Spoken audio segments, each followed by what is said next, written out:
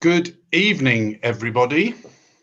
Good evening and welcome to the latest in the Wine Society's online events.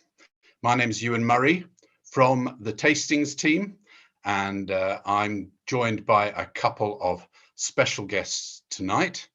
Before we introduce them, just to say that tonight's event is being live streamed on YouTube and will also be available for YouTube viewers at the end of the show. So you can watch back again, or welcome to you if you are watching on YouTube indeed and not live. I'm going to ask my two guests this evening if they can put their cameras on. There we go. So we have Sarah Knowles, who is our buyer for Italy. And we also have Bernardo Barberani, who is from Orivetos, and it is the wines of Bernardo's family that we will be talking about this evening. So good evening to both of you. That's great. So just to say, there is, hello there, and Bernardo, you can take yourself off mute as well, Bernardo. Great. Thank you, everyone. Good evening to everyone and welcome. Excellent. So the chat function is open if people want to use it. There will also be some Q&As going on. If you want to put some things into your into the Q&A, then we will be able to see those. You won't, but we will try our best to answer them as we go along, and maybe we'll group some of them up for the end of the session too, so that we can have a great session and find out as much as we possibly can from Bernardo while we've got him for this 1 hour. So again, welcome to everybody who's here. Well, I think we've got well over 100 people who are joining us live, and many more who will be joining us afterwards. Bernardo, a big welcome to you. Oh, by the way, before I say anything, I hope everybody is opening the wine already, because we're going to get around to talking about it in about 25 minutes time. Sarah's got hers, I've got mine too, so I hope you all have too, and that will whet your appetite for what Bernardo is going to talk to us about. So Bernardo, let's talk firstly about exactly where you are. I'm going to share my screen as we've got our little presentation going on, and we can illustrate that with some of your points. I'm just now going to make sure that I've got the slides up. But Bernardo, while I'm doing that, why don't you introduce yourself? Sure. Good evening to everyone, and first of all, thanks to the Wine Society for hosting this beautiful tasting tonight. Sarah, Iwan, you're always very kind for inviting us. We are a wine family. It's from 1961 that my grandfather started making wine in Orivetos. And since that time, we dedicated all of our days cultivating our beautiful land. We are in Umbria. Just to let you know exactly where we are, Orivetos is a beautiful medieval city that is located exactly between Rome and Florence. So if you are going to visit any of these two cities in Italy and you want to make a stop in Orivetos, it's very easy to reach both from Rome and Florence. We are just in the middle. It will take 1 hour by car or by train. And I think Iwan is turning on our map. Here we are. And as you can see, the green heart of Italy, it's Umbria. It's a beautiful region that is right on the southern border of Tuscany. And the star that you see, the yellow star, is the location of our city, Orivetos. So I would love to talk tonight about our beautiful place. Our city is a very old city. The name is Orivetos, that in Latin it's Urbs Vetus. So it's a translation, it's old city. So if the Romans used to call this old city, it means it's a very old city, very old town. And it was built by Etruscan. It's a very mysterious population, nomad population that decided to set up their cities in Umbria and Tuscany. And these Etruscan people were incredibly knowledgeable about winemaking. They were doing fantastic wine even more than 3,000 years ago, and their technology of winemaking was incredible. Just think that 3,000 years ago, they already knew about fermentation with the controlled temperature. They already knew how to make wine as we do it today. And that's incredible knowledge. And they, they didn't have the technology we have today, but they used to have underground caves. And the underground caves had different temperatures. And so they are used to make a fermentation at the cold temperature.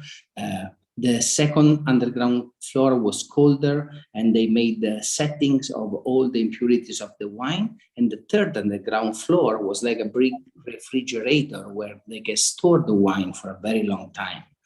And even if you go in the picture before this one, there is a beautiful picture of Etruscan people drinking wine and enjoying music and making food preparation.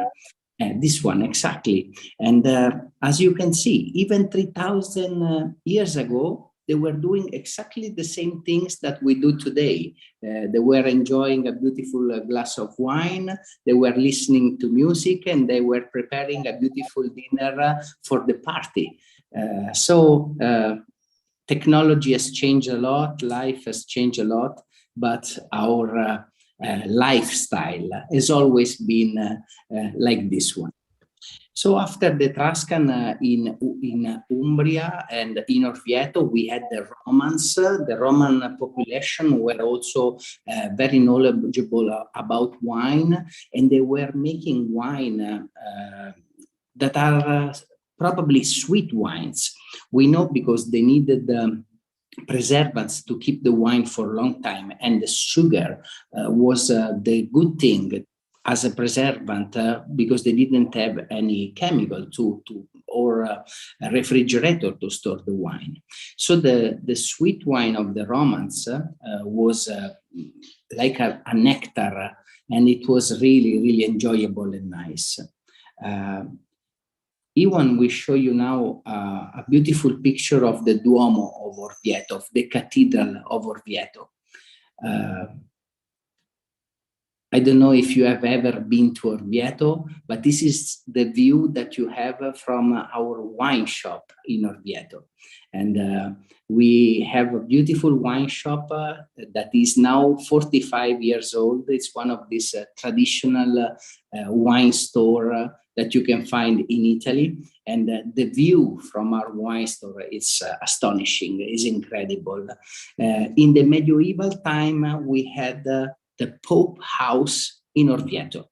So this means they made an incredible, beautiful cathedral to let the Pope celebrate the Mass. And also the taste of the wine has drastically changed from what it was before. So from the sweetness, the wine has slowly turned into dry wines because the Pope saw a sin in the sweetness, and he wanted to produce drier wine to better join with the food. And we are making a little joke. The Pope saw the sin in the sweetness, and this the punishment they were doing at the time. Is different today, but we produce a sweet wine today, beautiful sweet wines with the good permission of the Pope. That's an incredible picture. You know, Sarah, Orvieto's city art culture, cuisine, and religion has always been linked very much together. Yes. And, since ever, our wine has always been linked with the religion and with the art and with the food of our area. So the food, the Italian food tradition, you know, it's something very, very important for us. And our lifestyle, it's wine and food together with friends. This is what we used to do and what we love to do. So now you can see some picture of our beautiful estate. As I told you, Umbria is called the green heart of Italy. And from this picture, you really see the beauty of the hills that surround the Corbara Lake that we are so lucky to have close to our vineyards. It's an incredible living space. Here we have animals, plants, and forest, lake, water, all together, and we are trying to reduce our impact in the beautiful environment that we have in Orivetos. And as you can see, what we have is a treasure. When we open our window in the morning, we can look at this beautiful panorama, and it's like living in a postcard in a certain way. So I would love to tell you a little more about my family. As I told you, my grandfather started making wine in Orivetos. And also the father of my mother was in the wine business. And then Luigi, my father, married Giovanna, my mother. And probably you have the beautiful bottle of Luigi and Giovanna wine that we have to celebrate the 50th anniversary of our company. So Luigi and Giovanna are my father and my mother. And today, me and my brother, Nicolò, we are running the business. And so the family is concentrating on what Luigi and Giovanna taught to us, what they gave as a heritage, the philosophy of indigenous grapes winemaking, the beautiful life of the family in the agriculture. And today, with my wife Elena and my beautiful daughter Filippa Maria, we are continuing in the path of our Luigi and Giovanna. This is very important for us because it's a beautiful land that gives a lot, especially when you cultivate indigenous grapes. And our soil is in front of the lake, and it's a clay, rocky, calcareous soil.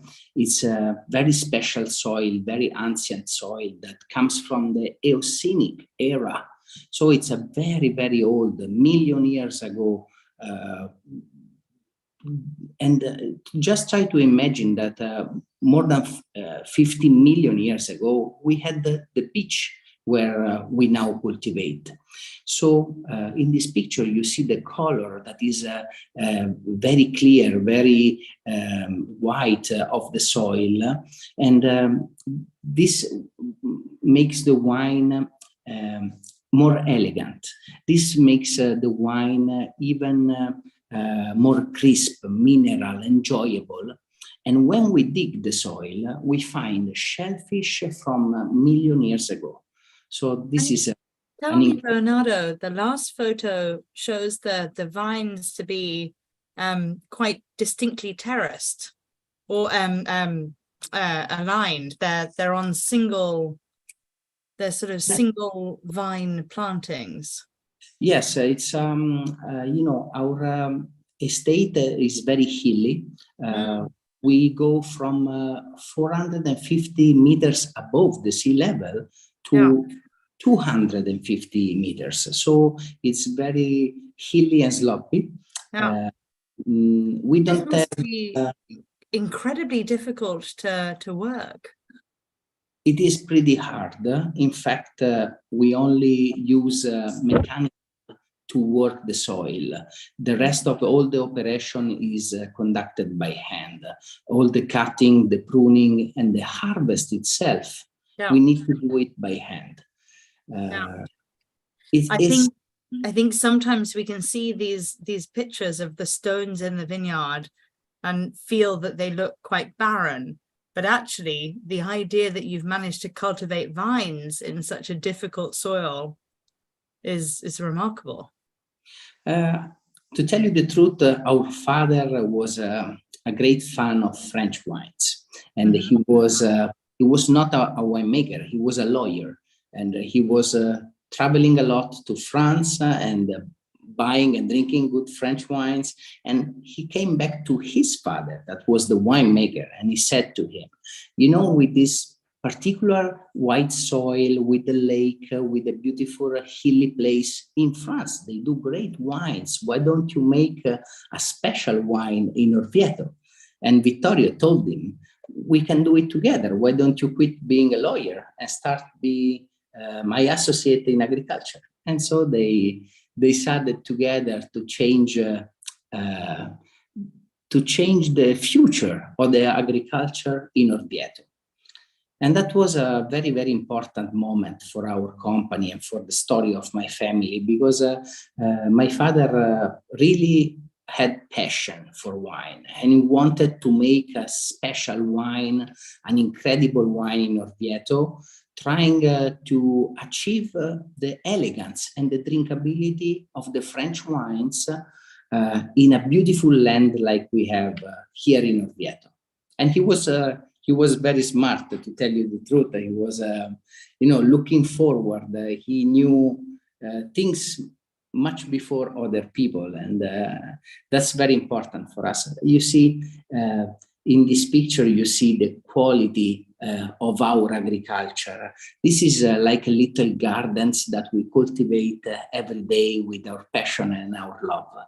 And Luigi also decided to work in an organic way. He started in the 80s, and he wanted to respect Mother Nature and to help the soil and the company to produce great wines, not only today, but also tomorrow. And so not using the soil, not using our environment, but to cultivate it. And that's a very big difference. You know, we are not industrial company. We are artisanal wine company. We want to give a better future to our children and to give better vineyards, lively and beautiful microclimate environment. And this is so enjoyable and so nice. So we're trying to do our best to keep our planet have a better future. So we can move forward on the pictures to see something that is very important. Yes, we will. Bernardo. Yes. Bernardo, very quickly, we have a couple of questions that are coming up, and we might as well say that we will get onto the tasting now, but you were talking earlier about sweet Orvieto and how it became drier thanks to the Pope, Il Papa. Somebody is asking here, which food would you best match with a classic Orvieto? Okay, and Orvieto wine is always been very drinkable. Many people ask us what is the character of Orvieto wine, and I always say that the drinkability is the key element of Orvieto. It's made usually with Grechetto and Trebbiano grapes. You can make Orvieto with many different grapes, but the largest part must be indigenous grapes, and in particular the Grechetto and the Trebbiano. It's a beautiful blend. It's a very refreshing and enjoyable white wine. And we always love to pair it with starters, with appetizers. You can join it with the seafood. You can join it with your pizza, your pasta, your first courses, obviously. And the perfect combination, in my opinion, is with fish. And I really love it when I come to London with a beautiful fish and chips. Why not, Iwan? Honestly, fish and chips is the answer for so many great wines. Because I think for lots of good reasons, because it's a high fat content, but also quite low in flavor, delicate flavors. When fish and chips is done right, it is perfect with high acid white wines. And I totally agree, your Orvieto would be fantastic with fish and chips. But because we should say, while we're talking about the Orvieto, you should let us know, Bernardo, which grape variety it's made from, and tell us a little bit more about the DOCG here. Like, tell us all. Yes, it's Orvieto is one of the historical DOC in Italy, and it was made very, very early. It's one of the first DOC, especially white wine DOC in Italy. And the character is all given by these two indigenous grapes that are the Grechetto and the Trebbiano. Probably you are more familiar with the Trebbiano, talking about Central Italy white wine. The Trebbiano is a fantastic, refreshing white grapes. Yeah.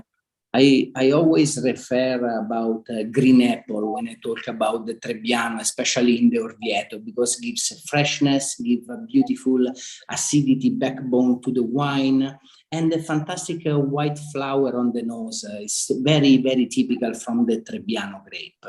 Now we are talking about the Castagnolo wine that yes. You are probably enjoying a glass of. The other grape is Grechetto. And Grechetto is even more typical grape in Orvieto. It's a very Umbrian grape. It's in the same family as the Greco di Tufo, for example, or the Sauvignon Blanc. It's very important, this grape, for us, because it has a lot of character. It's a grape that is more talking about flavor and chance, more similar to a peach flavor, a mature peach flavor. So it gives a lot of fruitiness to the wine. It gives a lot of body to the wine. And incredibly, the Grechetto grape has some tannins on the skin. And that's the little secret of the Grechetto. So it's not only fruity, but also gives to the wine this little almond back taste that cleans perfectly your mouth and makes the salivation of your mouth even more enjoyable. And so you always want to drink another sip of the wine. Mm-hmm. I'm so glad you said that, because I always put in lots of tasting notes around Orvieto, especially your Castagnolo, because I always put almond or a touch of cashew nut. There's because you'll remind me, Bernardo, but you're not using any oak in this. No, there is no oak. No. There is no need for oak, to No. tell you the truth, because of this character of the Grechetto tannins on the skin, and it's a very particular grape. I will say it's a grape that is hard to cultivate.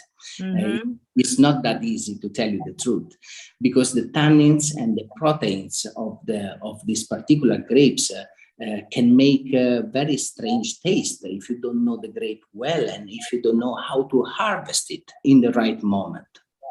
Yeah. So we focus a lot on the quality of every single bunch that we harvest, and all the harvesting is manual, and we do a great selection of the fruit in the vineyards.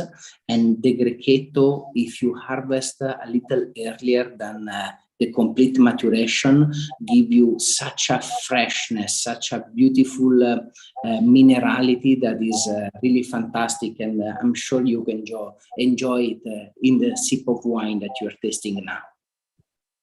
Yeah. No. No, and it's I think the question about food pairing with these wines is so key, because for me, the joy of Italian white wines is that they're so good with food. And I know I was very lucky, Bernardo, and we had this at your winery with some fantastic food, because I know that you've paired with a caviar producer, which was one of those meals that will stay in my my memory for life. But seafood in general, fish and chips, or with fantastic oysters or shellfish, this is a fantastic food wine. Yeah, so with raw fish, it's really fantastic, and it's very food friendly, I would say. Yeah. And also in Italy, if you come to Orvieto, just because it's 12 alcohol degrees, 11.5, it's a fantastic aperitif wine. Yes. So there will be a lot of people like before dinner going out, chatting with friends, going to a wine bar and drinking just a glass of Castagnolo white to enjoy the evening and the beautiful weather that is coming. Yeah. No, it shouldn't be underestimated that at 12%, but beautifully balanced, this is a great white wine that that we can all enjoy before worrying about the alcohol. Yeah, that's perfectly imbalanced. And you know, another very important thing about our winery is that, as I mentioned before, we are fully organic certified, and all the wines are also vegan certified. You can find on the back label that you have on the bottles. And this means that we really make wine just with grapes. We try to give you a beautiful fermented grape juice, and the result, you will feel it in your glass. The wine is so lively, so gentle, so balanced, so enjoyable. And also, you will feel it the day after, because you will not have a headache or a stomachache. And you never blame the chef. That's also very important. I wish I could concur with you, Bernardo, but I think I always end up drinking far too much. But I know what you mean. I think the wonderful. Well, it's wonderful that the wines are organic, and you know, also to be vegan registered is very important these days. Thank you very much. You know, for us, it's nothing different from what we used to do. No, of course not. 10 or 20 years ago. But today we have a new word to express our way of agriculture, and that's called organic, and that's called vegan wines. Yeah. And you know, you never have to underestimate the health benefits of wine, because you know, wine can be. There are risks in drinking too much alcoholics, and there are risks of drinking too much wine. Yeah. But also we always have to talk about our Mediterranean diet, how the wine is linked with food, and how the food and the wine together makes a special and incredible diet that is considered one of the best in the world. And also, you know, Barberani is always a family that love to research and to spend our time finding what is good for our health. And today, my wife is taking a big research with a university in Rome that is called Campus Biomedico, that is the highest level of medical research in Italy.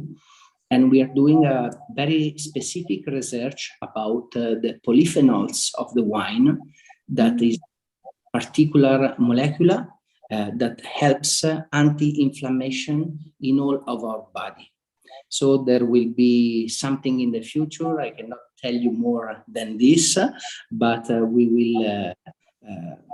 will make a step further in researching how wine gives you health in everyday life.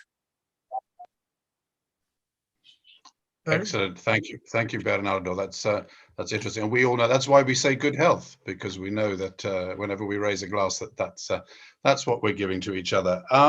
Very quickly, I'm going to pop back to the presentation, if I may, because we have a question pertaining to the last photograph that we showed. So let me just do that. And here we go. So if we go up to the one before that. So a question about the planting of the vines. We have a question of why are the vines planted in vertical rows down the slope rather than across the slope? Is it just through pure practicality of working the ground? Is it through drainage, or is there any particular reason? It's very, very important talking about drainage, how you make the rows of your vineyard. From this perspective that we see the picture, it looks that it goes straight down. But to tell you the truth, this is made like, you know, the fish backbone, like all triangles, one close to each other. So it goes not horizontal, not vertical, but diagonal. So this kind of drainage helps us when it rains a lot, not to waste water, because the water is stopped by the line and gently moved in the direction we want the water to go. So it's very important when you do a drainage. In the picture. Yes, here you see that in this picture here on the right side. Yeah. Yes, and this is very important. You know, when we do our job, it looks like it's very spontaneous and natural, but instead, to tell you the truth, there is an incredible research out of our agricultural, and it's so important. Details are so important in our job that you can't imagine. So here you see also the planting style. We use a guyot technique. This means that we have very, very short plants, not very high, not very structured, because every year we want a new part of the plant to grow. And so the fruits comes every year from a new part of the vine. This is hard to make. This is more expensive to the older techniques, but this will give us the possibility to make the vineyard last longer. So a regular vineyard usually lasts for 30, 35 years. Our vineyard will last for 90 years. And 80 years, 90 years, this really means cultivating the soil and cultivating the grape. We don't want to use our soil, we want to cultivate.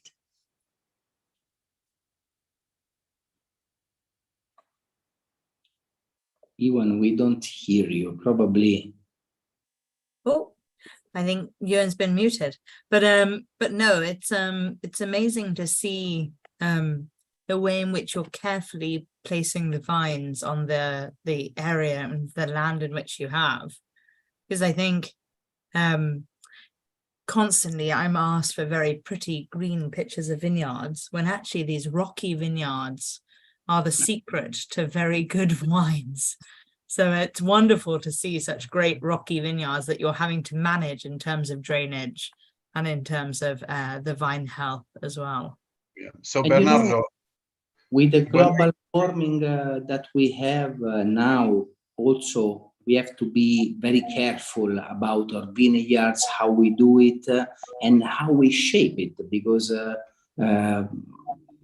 it's a fundamental key of understanding how agriculture can help prevent the global warming. A lot of people are asking us, you know, with this very warm weather, what are we doing if we are irrigating our fields? And we are not irrigating. We are trying to give a lot of shadow to our plants by leaving a lot of green parts. The leaves that we live on the plant, especially in the summertime. If you come to Orvieto, you will see a lot of like a little forests in the vineyards. They're all made on purpose to make a shadow on our fruits. And this helps us so much, and this is very, very important. Another very important thing. Sorry when I interrupted you. That's okay. No, I was just thinking we were talking about that is important, and I've been there in the summer, and it is very, very green, as you say. But we were talking about the drainage, and maybe we should move on because I know some people will be getting a little thirsty, although I'm sure they've already worked their way down the bottles. But just moving on, we're talking about the drainage.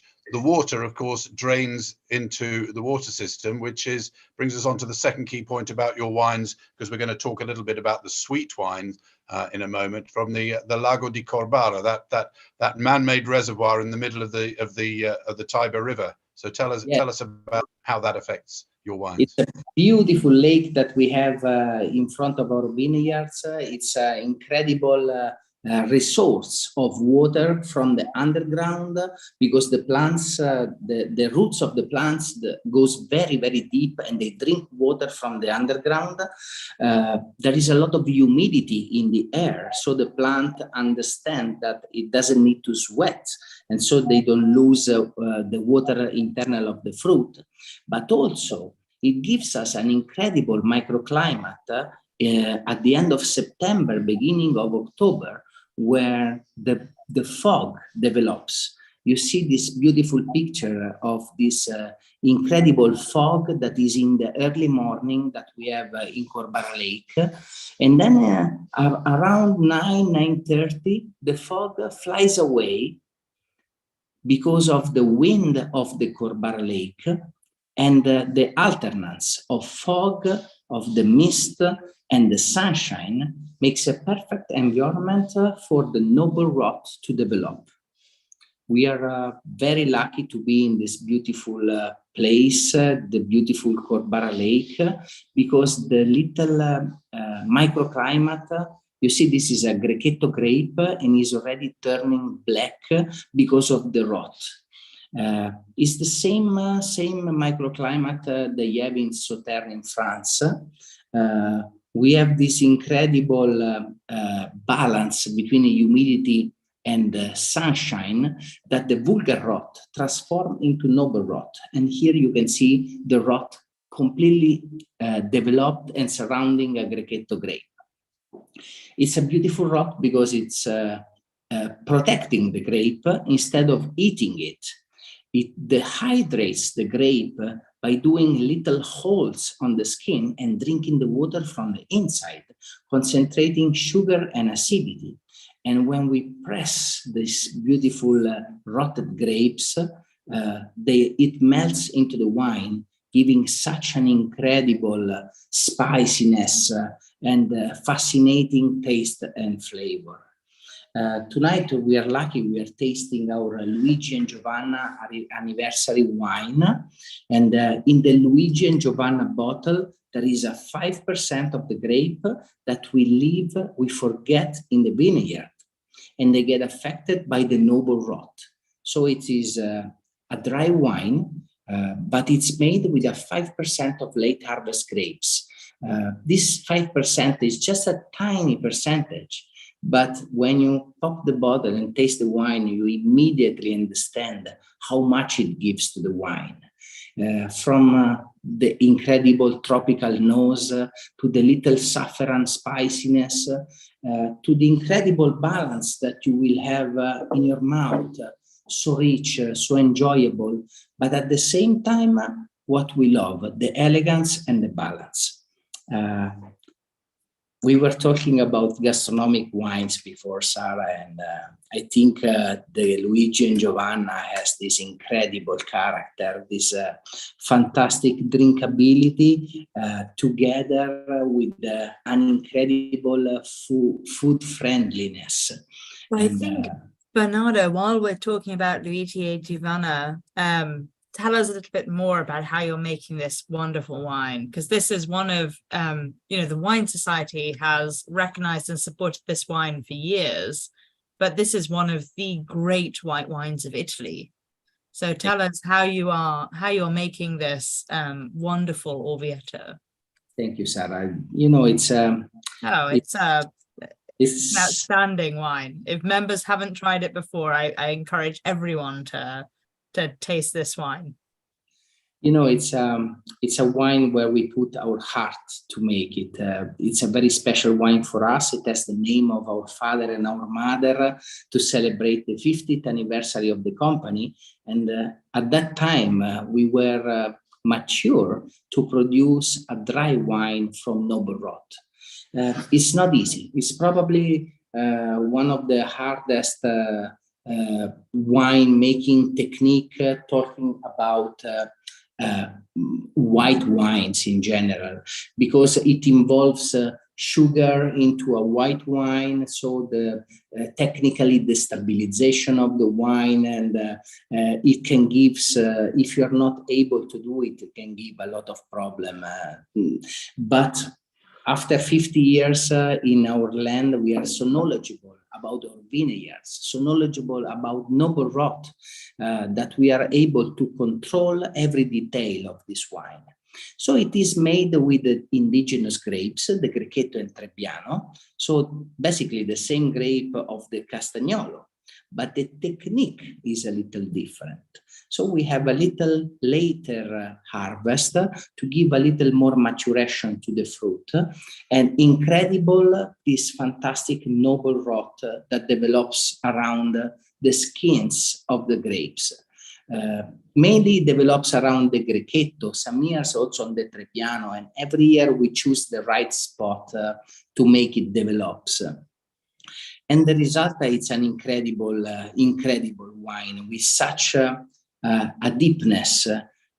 It's so drinkable, but at the same time, it's so deep and layering in your mouth that it's really, really incredible. When we let this wine taste to our friends, they usually are very surprised, because it's one of these tastes that you never tasted before, but at the same time, it's something that is familiar. It's not something that you always wanted to taste, I would say. And it's incredible alone, because it's drinkable and it's just 12 alcohol degrees, but it's an incredible combination with food. And I'm sure in this moment of the year in Italy, we have a lot of asparagus, we have a lot of black truffle, especially in Umbria. And so the combination with this kind of vegetables is really, really fantastic. It's a wine that you can join with complex dishes. It's even able to go with white meats like pork or chicken. But my personal passion is to have it with the crustaceous. So all the shrimps, the gambas, and the lobsters makes it really, really incredible combination, because you have salt and sweetness in the fish and salt and sweetness in the wine. That makes the combination even more intriguing and enjoyable. I love how you say that, Bernardo, but I'm afraid in central London, access to lobsters and good crab is often quite poor. But I really feel that on the nose of this wine, there's a wonderful amount of like oregano or sage or herbal flavors that come through. And for me, that makes it a wonderful pairing with roast chicken. So that great kind of, herbal roasted chicken with lemons and lots of green herbs really works very well with this wine. But you mentioned that to make it more complex and slightly more rich, you've used a proportion of the noble rot grapes. But is there also some oak here? Yes, there is a little oak. We use a big oak of 28 hectoliters barrels. Yeah. We always don't want the oak to overtake the taste of the wine. Yeah.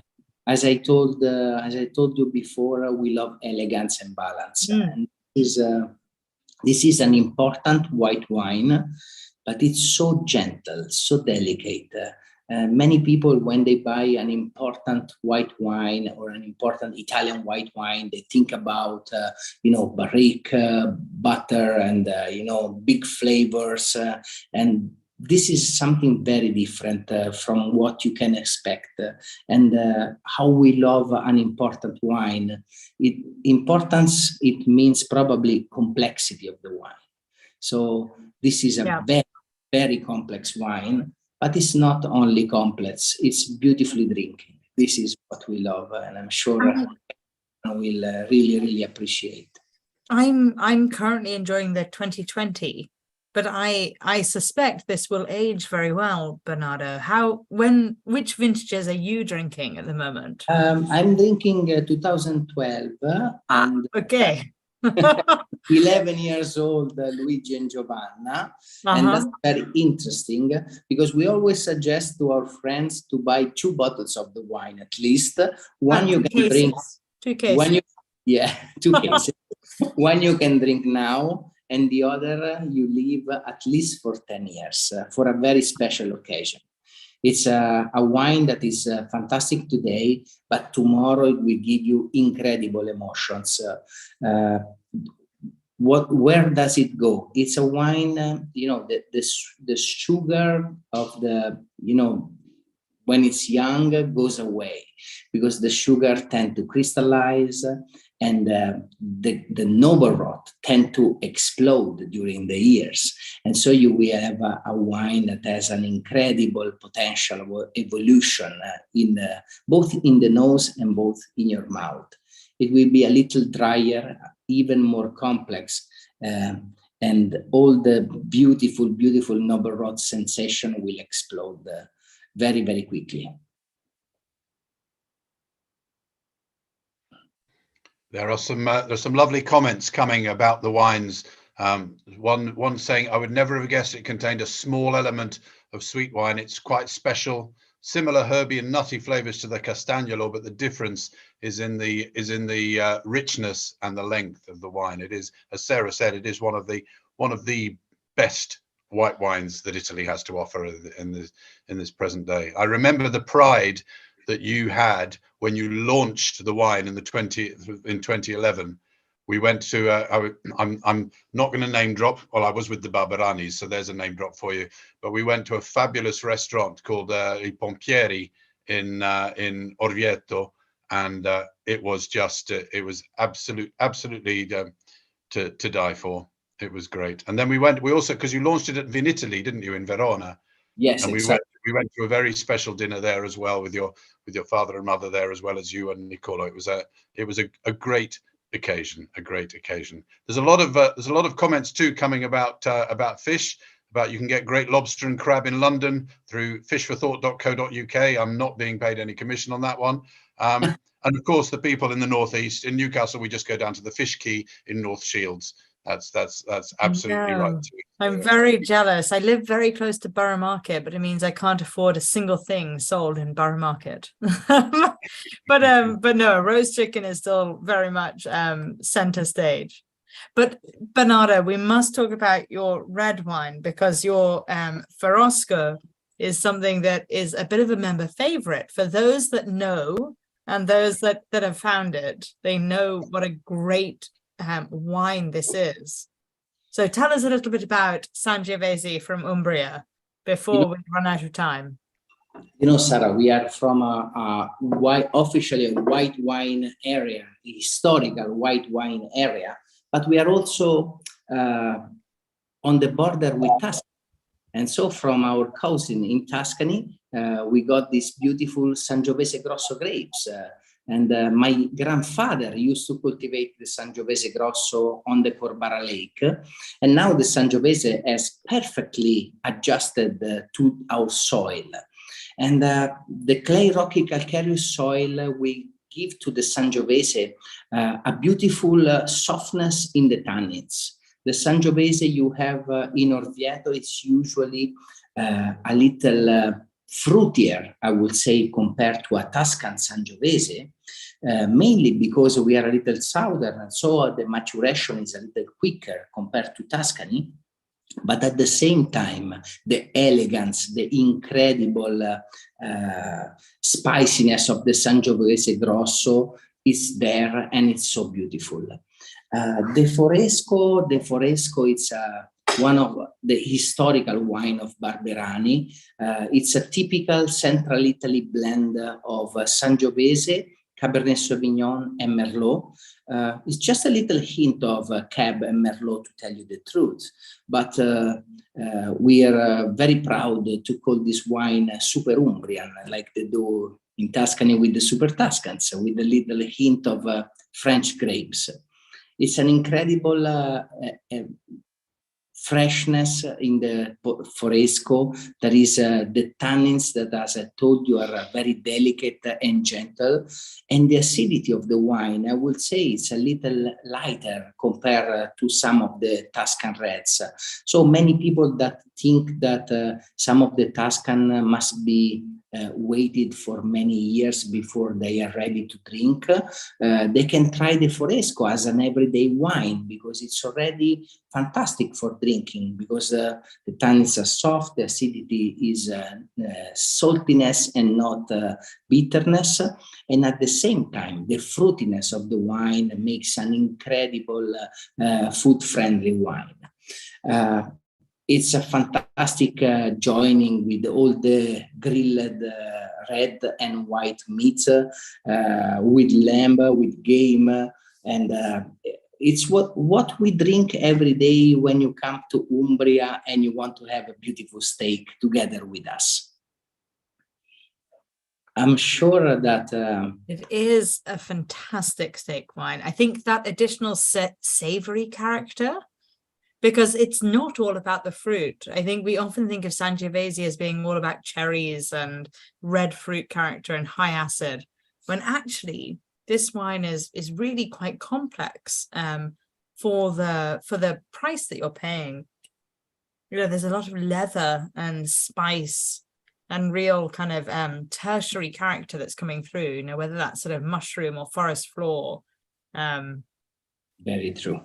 And that sort of savory nature makes it so much more sort of successful when it's paired with dark red meats, whether that's steak or wonderful venison or lamb or all of those sort of wonderful dishes, or of course your wonderful mushrooms, because Umbria is a team, you know, stacked. It was the house of mushrooms, Umbria. Yeah, no.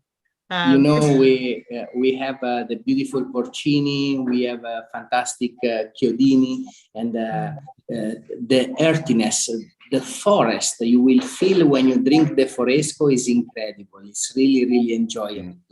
And thank you, Sarah, for explaining so well this particular character of the wine, because it's little spiciness, the little peppers that you feel makes it even more intriguing.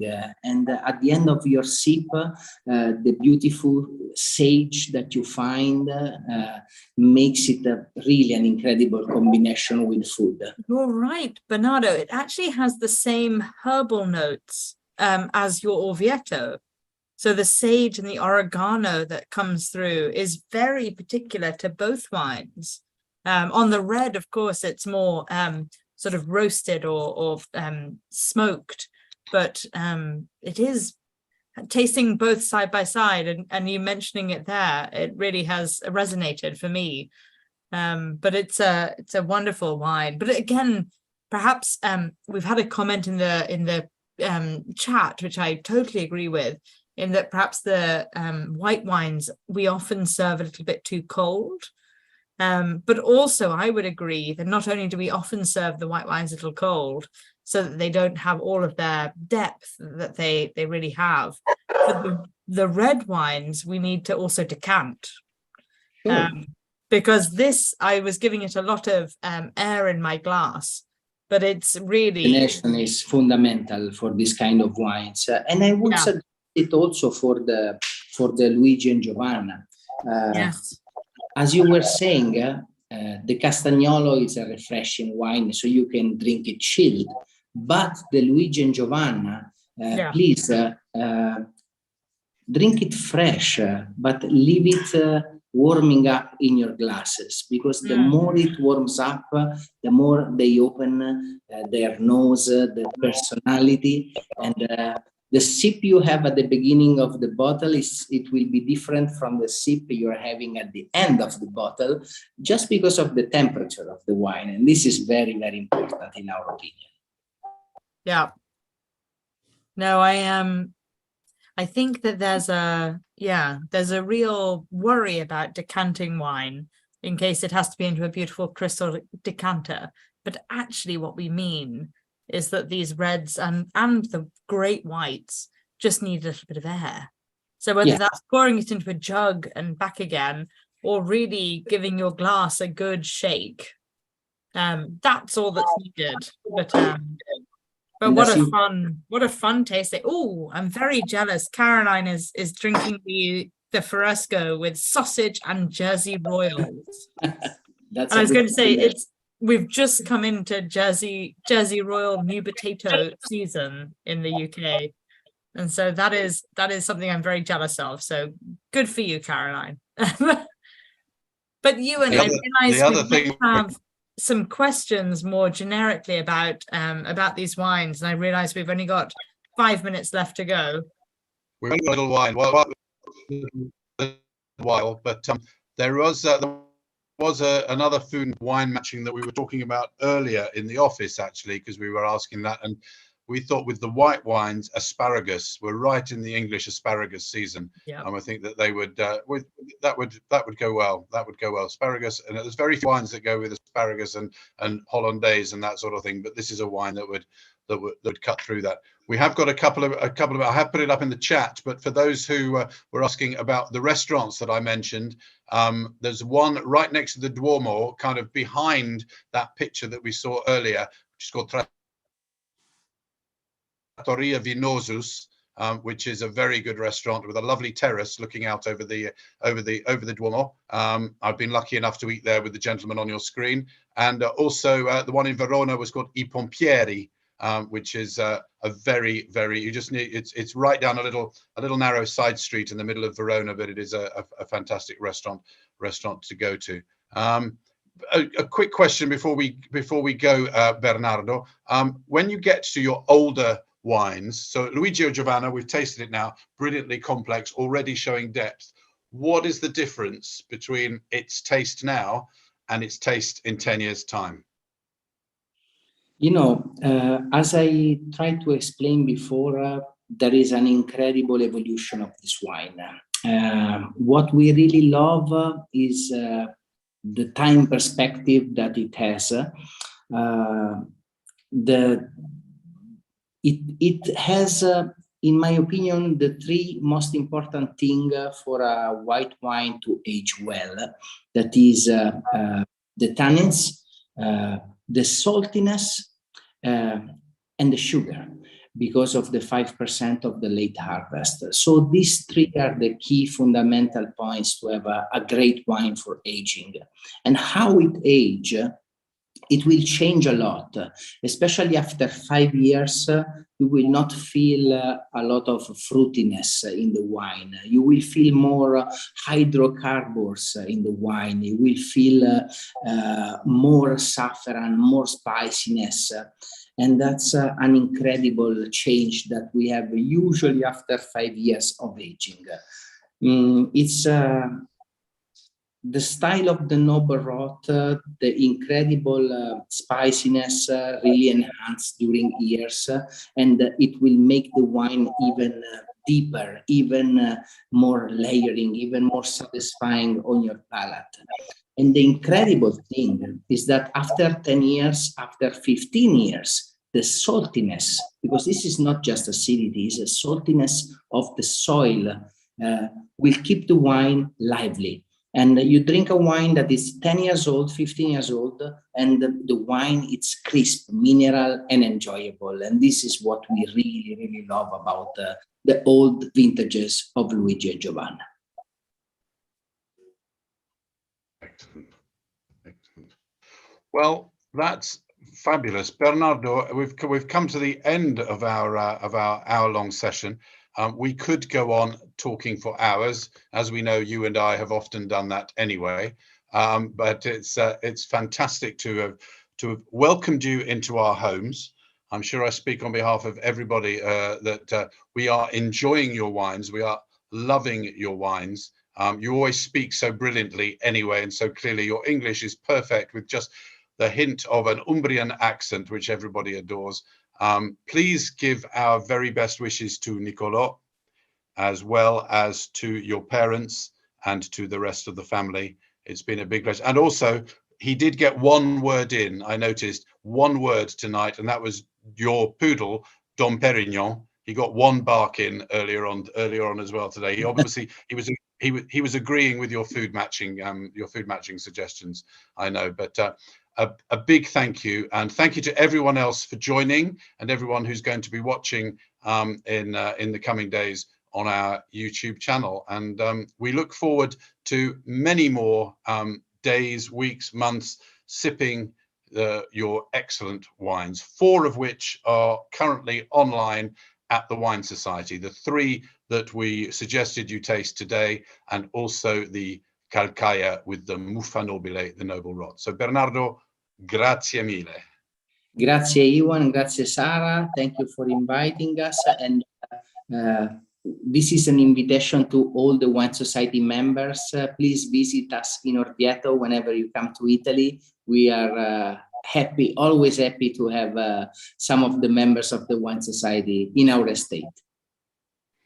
A very kind offer, Bernardo. Thank you all, and thank you Mahesh and Ewan for looking after this in the background. Bernardo, a pleasure to work with your wonderful wines. Cheers, everybody. Have a wonderful evening.